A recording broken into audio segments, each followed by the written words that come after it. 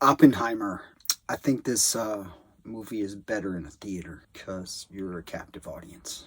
Um, I think that a lot of people today don't have the attention span for the first hour and a half of this movie. Many have an attention span 50 minutes and on, but the first 50 minutes are not for today's audience, I don't think. So I feel like it'll be better in a movie theater because then you're just like, all right, because it wasn't hard to imagine, picking up your phone, seeing what else is on, or, dropping something in a chat somewhere. I don't know. Yeah, I think it's better in a theater than like watching it at home. If you're going to watch it at home, I'd say make some popcorn, turn off all the lights, turn off all your notifications, maybe put on some headphones because, yeah, it's not it's not visually it's a good movie. It is cinema. It is a good film. But people who don't like films, if you don't find yourself going to read a movie every now and then, it might be a little hard to like it a lot. You like that? This is it's eating shit on my face. I landed face first. Like I was going as fast. I was going so fast. So fast, like trying to get as much speed as possible to like hit this flat spot and then go to the other end of this long, 30-foot flat spot to that, air out of the spot. And in order to do that, I went over this hump and then around this other hump. It's like this hip. And on that hip, I have my truck super loose because I'm trying to get used to that. And on that hip, I guess I shifted my weight or some shit because all of a sudden the shit was just like, where'd it go? And then I'm just face first into the fucking flat of this concrete pool and my face just bounced off the fucking ground. Everybody was like, what the fuck? And I was just like, and I was just like, oh my God, do I have teeth? Holy shit. How is my nose not fucking broken? I think it might have fixed it. I don't know. Maybe it was a little crooked and now it's less crooked. I don't know. I'm just super lucky. I know that for sure. So wear your helmet. So first and foremost, I guess second or third or foremost, I found Josh Hartnett's tight to be super distracting. I used to be a valet in LA. And the first job I ever had, I'm putting on my penguin suit and I'm getting ready and I'm watching like the news and it's like, today's Tobey Maguire's birthday party, blah, blah, blah, blah, blah. And I'm like, what are the odds that this is the party that I'm working at? And guess what party I'm working at? So David Alan Grier, totally stiffed the valets, and Dag was on the air. Ah, cool, bro. Benicio del Toro was there. I parked somebody's Ferrari. I think it was like Leo's brother or like Tom Brady or some shit. It was this big dude. And they had a Ferrari and they were like, hey, take care of it. Gave me $20. And, I didn't get crazy with it or anything, but I did see how fast it would get to 45 miles per hour. Finding reverse was pretty crazy because it's in where you would put your right arm. If you would put your right arm on the console, it is right where your forearm would go. It's like in the most uncomfortable fucking spot to ever put a teeny tiny little shifter to put it in fucking reverse. Yeah, I definitely recommend that job. Totally awesome. Get to park the coolest cars. Where was I? Oh yeah, so at that party, I could swear to God Josh Hartnett was there.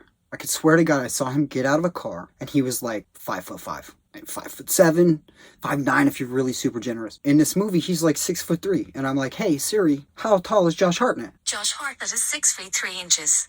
I'm just like, what the fuck? Any movie I've ever seen him in, I'm just not like, oh, he's definitely tall as fuck. But in this movie, I'm just like, how the fuck is he that tall? So the first 25 minutes, I'm just like distracted as fuck by Josh Hartnett being tall as fuck. I think that Cillian Murphy, casting him in this movie was fucking perfect. I don't know if they fucked with his lips or something. I know everybody had chapped lips as fucking this, like they were all sucking on some, maybe they all like had road rash on their face too. I don't know, but like they all had some fucked up chapped lips. I don't know if that was art department or what, but it was kind of weird. But he had kind of pointy lips. I'm not sure if that's like how he rolls. I don't know. That might have been like a makeup thing to make him look more like the dude. But the dude looked so much like the dude. It was good. It was good as fuck. So I think that the casting of Killian was fucking amazing. I like that dude since I saw him in 28 Days Later. I think the first thing I ever saw him in was Batman, actually. Because I never saw 28, whatever the fuck that movie was. Or the zombie movie. I was like, I've fucking seen so many zombie movies. I don't need to see that one. But it was really good. I totally was glad I checked that out eventually. Yeah, I mean, I like his work. He's fucking good looking, isn't he? I mean, such a pretty guy. Jeez.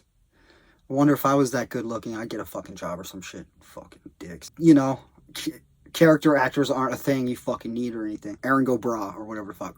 I like to see that guy from Lawless. I think his name is Jason. That guy's good. I think the writing was really good. I really liked that they had like this old-timey kind of quality. I don't know if the actors put that in there or if it was from the writing. It felt like it was from the writing. Matt Damon. Love Matt Damon. He's so good. Matt Damon's great. His character is funny as shit. I didn't really like the sound effects situation, the sound design, until about 47 minutes in. I thought that I know what they were doing with it. Like, I know that like it was to put you on edge or make you feel uncomfortable, but I didn't like it until 47 minutes in. And then for the most part, from 47 minutes till the end, with a couple of exceptions, it was fucking amazing. I thought it was super effective. It was really good. I enjoyed it very much. I thought because I don't know shit about the history. I don't know shit about the history. I'm not going to talk about the shit about the... Well, I don't know anything about the history shit, so I don't know. I'm not going to talk about that. So I don't know. Like, maybe I'm wrong, but like, when I first heard, like, when I'm watching this, I'm like, what a fucking moron. Like, who fucking does that? Like, Oppenheimer's a fucking idiot.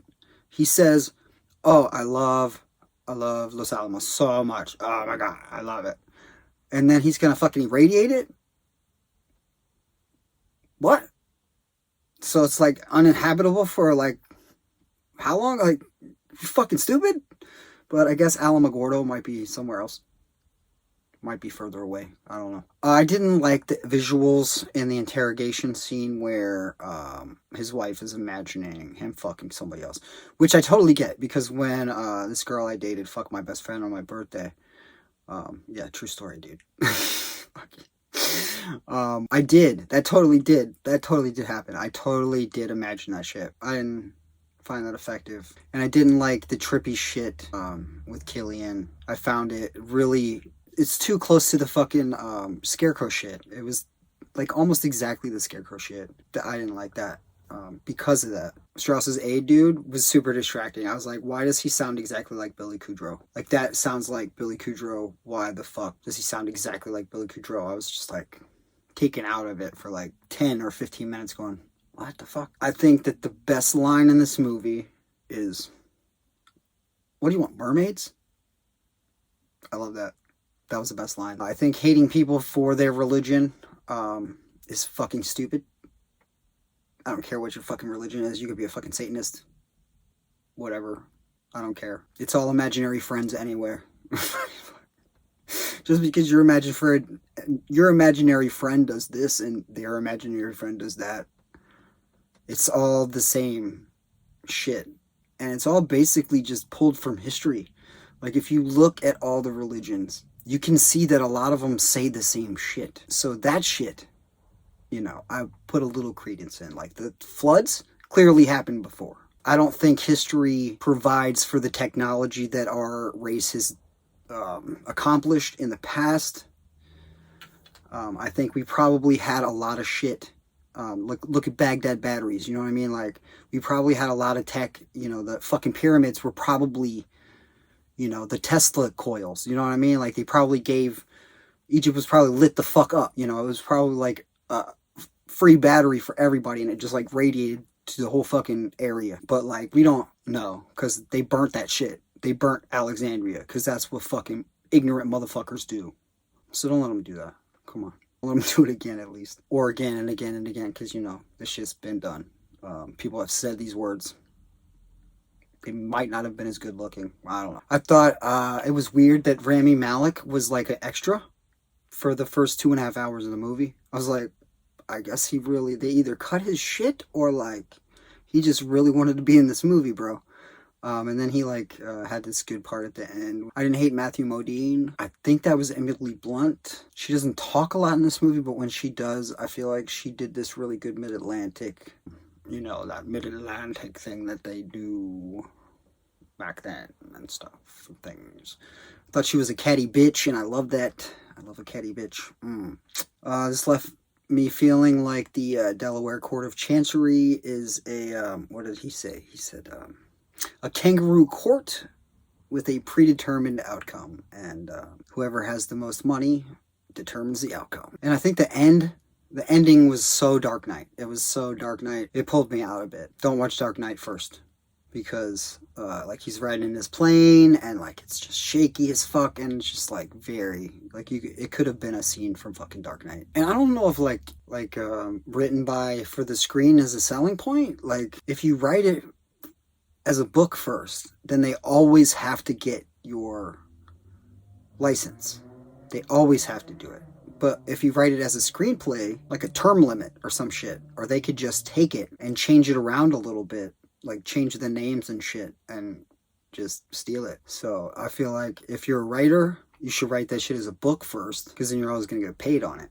I didn't even know that was Florence Pugh. Like until the credits, I was like, Florence Pugh is in this? She must have been the side piece. If I had a celebrity crush that was like hella younger than me, I guess it would be her. She's fine. After 50 minutes, it starts picking up. You know what I mean? Like it starts picking up momentum. I don't know how fast that land speed record was set in the 30s, but it was like 350 miles an hour. Like that was, I mean, it was airplane engines, but still, that was fast back then, right? So I don't know how fast a car, like a 1940s Ford, would get from 0 to 60 or whatever. So it takes a bit to pick up steam. But once it builds that momentum, and once 2.5 hours go, once Rami Malek steps in, it's just like, all right, cool, I could definitely watch the end of this movie, knowing that it's only 15 minutes long. But like, you know, that's beside the point. This is like a proper movie, not like a popcorn movie. You know, this is a thinking man's movie, I guess. So I don't know about like the history of it.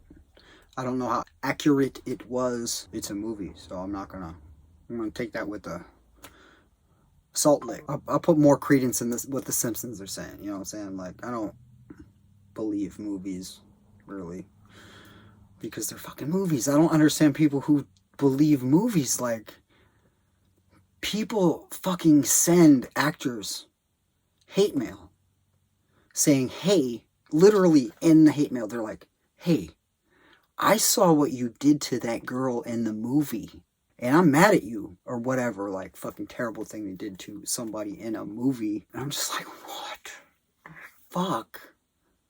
How could you even be that? Like, how could you? Like, who is not teaching their children that movies are make-believe? Like, these are not real events. Please, teach your children or stop having them. Okay, because it's not fair to send them off to school and expect some stranger who's getting paid jack shit to teach them every fucking thing. Okay? Please.